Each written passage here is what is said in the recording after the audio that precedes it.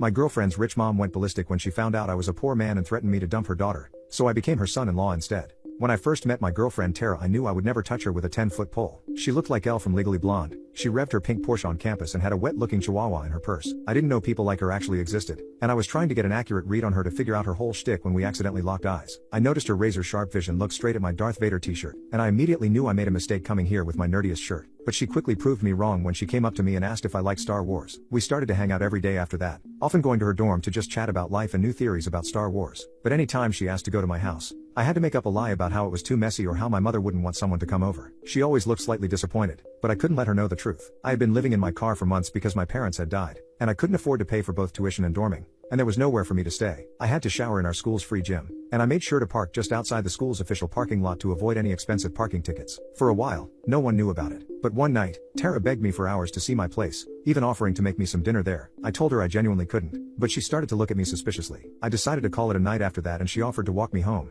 but I told her I'd be fine and started to walk away. Little did I know, Tara was following me the entire way home. I stood in shock when she popped up behind me, asking why I had a pillow and a blanket in the backseat of my car. I had the urge to tell her to go away, but she looked at me with so much concern that I knew I had to tell her the truth. When I told her that I'd been living in my car for months, she just hugged me and asked if I could take her for a ride. I knew she was the one for me from that day on, and I had to ask her to be mine officially when she offered me to sleep in her dorm for the night. For a few months, we spent every day and night together. It got to the point where I would start to call everyone her name, even my dad, because her name was usually the only one on my lips. I even had a toothbrush and some clothes at her place because we would lose so much track of time talking about our lives that it would be pitch dark outside by the time we finished yapping and watching her Ugly Betty box set. I was even considering saving up what little I had to buy her a dairy ring because I knew deep down that she'd be the only one I wanted to give one to. I knew she wanted me to be the one too, because she asked me to meet her parents, which she said were absolutely insane before. I was instantly nervous. I knew they were rich, so I made sure to wear my finest casual clothes and even wore a fancy watch my father gave me. But when I got there, her mother didn't even say hello and demanded I meet her in the other room. She asked me for my name, date of birth, and even my social security number, and I was so scared that I gave them to her right away. She searched me up on her laptop,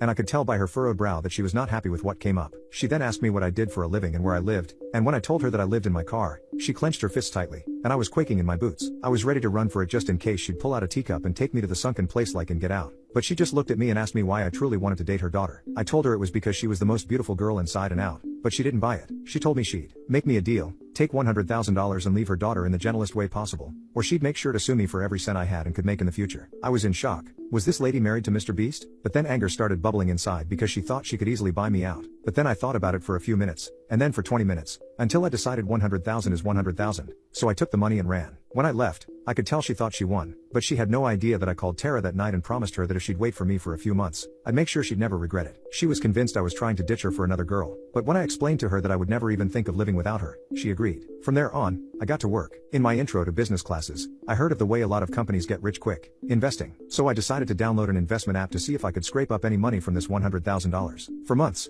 I grinded the free lessons and earned in-game coins to buy stocks by competing in tournaments with other people about our investing knowledge. I even invited 5 of my friends to earn an extra $888 so that I could use it to buy more stocks and build up my money. To make things simpler for myself, I started auto-investing like top investors such as Nancy Pelosi and Warren Buffett, because I knew they had a magic hand when it came to investing. And I used all their stock charts to know what stocks were going to do well in the coming months. When my investments reached 6 zeros, I knew the time had come. I cashed everything I earned and marched on down to Tara's mother in my little house car. I banged on her door so loud that she opened the door holding a comically large musket, and pointed it right at me. I had to chuckle. She said that she wasn't going to give me any more money, but she put the Quaker Oats strap down when she saw me holding a huge check for $100,000. I had this long speech prepared, but all I could think about was how I'd get to see Tara again. All I told her was that I would get infinitely more of that for Tara because I would do anything just to be around her, as she was my everything. She looked at me up and down for a few seconds before saying that this didn't change anything. She said that while Tara is under her roof, she has to follow her rules, and she just made a new rule called, "Don't date broke butt men." She threw the $100,000 back at me, and for a moment, I felt like I lost her forever. But then I had a crazy idea and jumped right back into my car and booked it to Tara's. I got to her dorm and explained the situation, hoping that she'd understand. To my absolute shock,